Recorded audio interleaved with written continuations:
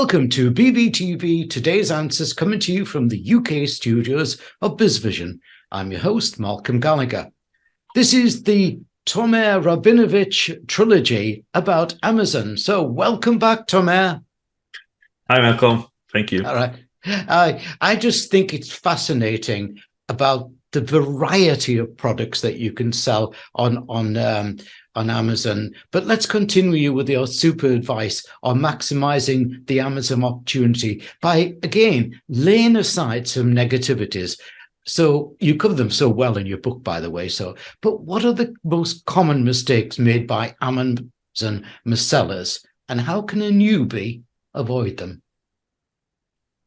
So there are a few different types of people that I think start thinking about selling physical products online, right? One of them might have a product idea in mind. Maybe it's something that doesn't exist anywhere else, and they think, yeah, let me sell on Amazon, which is the biggest e-commerce platform in the world.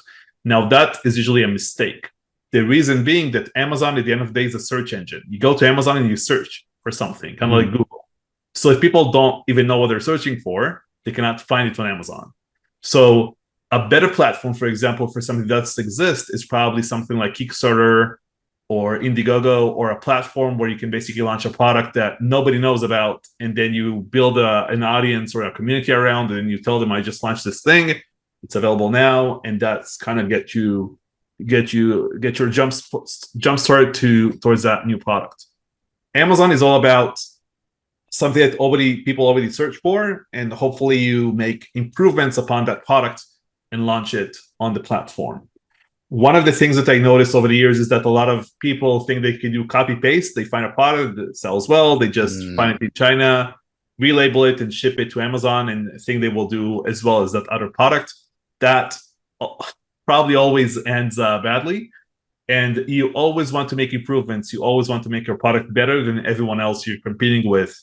And Amazon is probably the most competitive marketplace in the world. So you really want to make sure you do a proper job with it. So it always starts and ends with the product in mind. You can have the most beautiful listing on Amazon with the most beautiful images, all of the SEO, all of the content is really, really good. But if the product is not good, you cannot sell anything. But if you do everything right with the product itself, and you really invest in a very good quality product and making sure your customers will love it, and really invest in the customer experience of your product, and you do everything else badly, you will still make a lot of money probably. So having a good product is the first step. I like the way in your book you're quite, let me put it, frank with people, and be polite there. But, what you're doing is you're giving people it right from the guts, really. And you're sort of saying things like, too many people start off and they do well, and then they become lazy or complacent, don't they? Yeah, definitely. I think if you think about kids, right? Like I have 3 kids of my own. Right. With the first one, everything is new to you. You don't really know what you're doing. You're kind of learning as you go, and you're investing a lot in your first child. But when you have the second and third, it's kind of like you don't maybe invest as much anymore. I don't know if that makes any sense.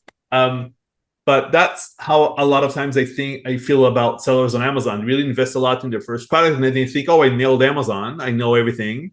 So they believe in that, and then they just kind of become complacent about the other products that they launch, and they don't work as well.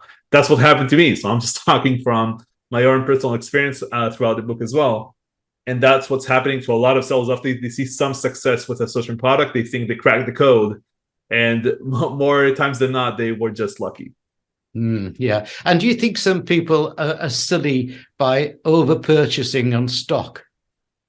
Yeah, definitely. I think when it comes to supply chain, that's a very difficult thing when you do B2C, when you do business to consumer type of business, and when you're selling products to people that you don't know what their intentions are and what the seasonality is about that product, and everyone is basically guessing, a lot of the times. So I think when it comes to ordering, if you are a beginner, you really want to make sure that you're not going too crazy and ordering too many units. When you start off and not taking more than you can chew in terms of the risk that you're taking, that's really important.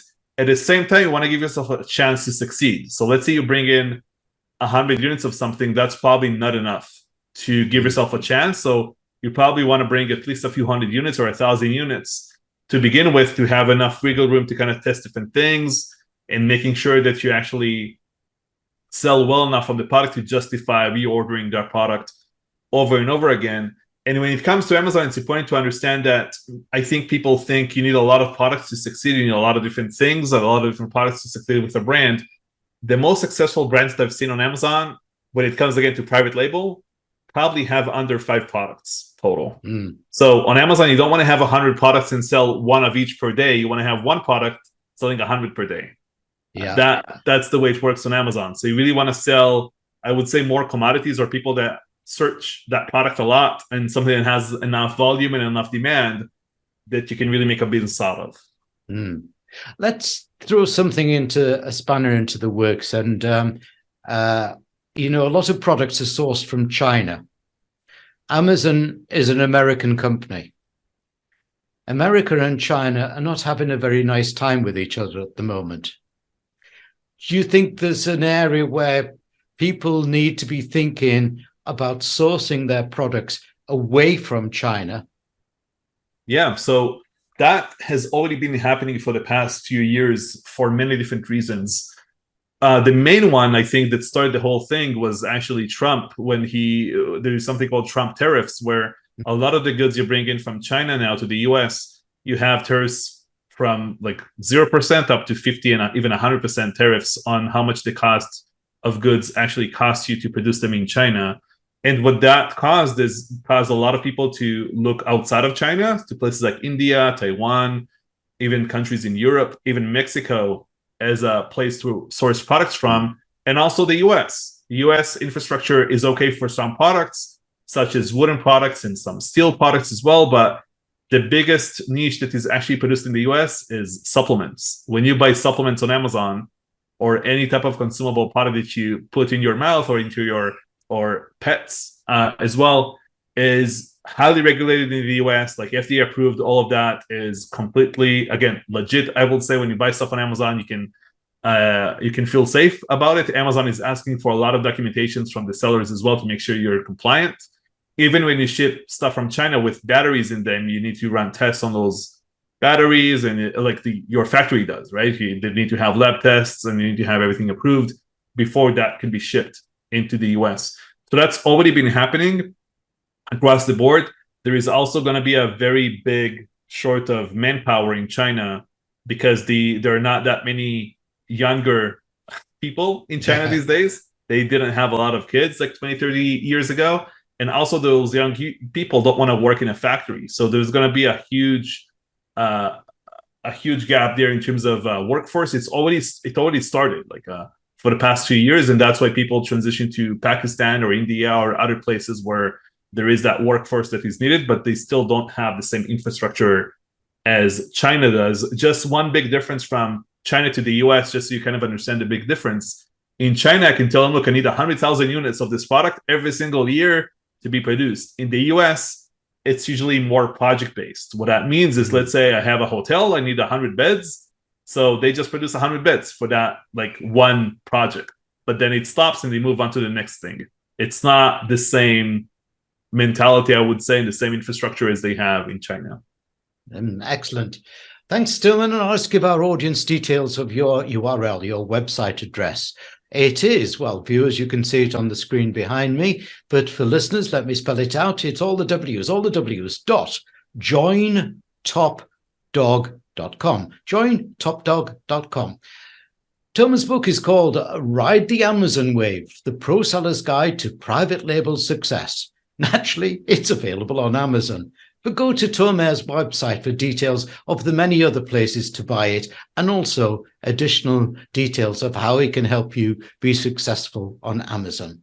In our final one in Tomer's set of 3 BVTV Today's Business Answers, I want to delve further into going from being a seller into an Amazon business owner and setting your goal on the sale of that business. So are you up for that, Tomer?